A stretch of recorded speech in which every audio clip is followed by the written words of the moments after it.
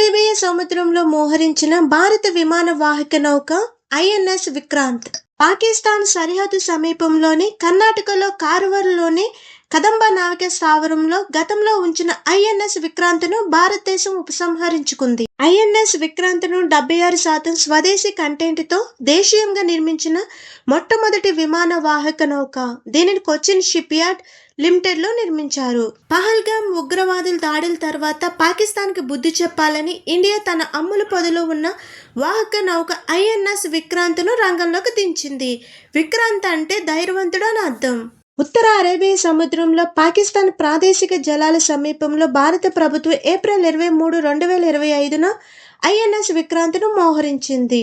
INS విక్రాంత్ను భారతదేశం యొక్క మొట్టమొదటి విమాన వాహక నౌక. దీనిని 1961 సంవత్సరంలో ఇంగ్లాండ్ నుండి కొనుగోలు చేసింది.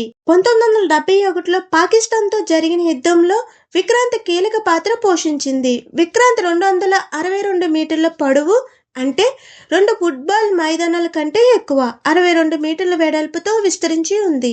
హ్యాంగర్లో దాదాపు 20 విమానాలను పార్క్ చేయవచ్చు. విక్రాంత్ యొక్క గరిష్ట వేగం గంటకు 28 నాట్లు, అంటే 50 కిలోమీటర్ల కంటే ఎక్కువ. క్రూజింగ్ వేగం 18 నాట్లు. దీని దూరం దాదాపు 7500 నాటికల్ మైళ్ళు. ఈ నౌకలోని 76% సామాగ్రి మరియు పరికరాలు స్వదేశీ ఉత్పత్తులే.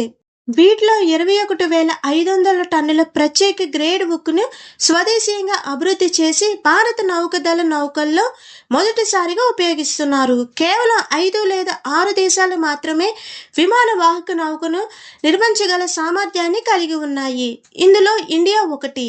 విక్రాంత్లో రష్యాలో తయారైన MiG-29K యుద్ధ విమానాలు, కామన్ 31 ముందస్తు హెచ్చరిక హెలికాప్టర్లు, దేశీయంగా తయారు చేయబడిన అడ్వాన్స్డ్ లైట్ హెలికాప్టర్లు కలిగి ఉంది. అమెరికన్ రక్షణ సంస్థ లాక్హీడ్ మార్టిన్ తయారు చేసిన MH-60R మల్టీ రోల్ హెలికాప్టర్ విక్రాంత్లో ఉన్నాయి.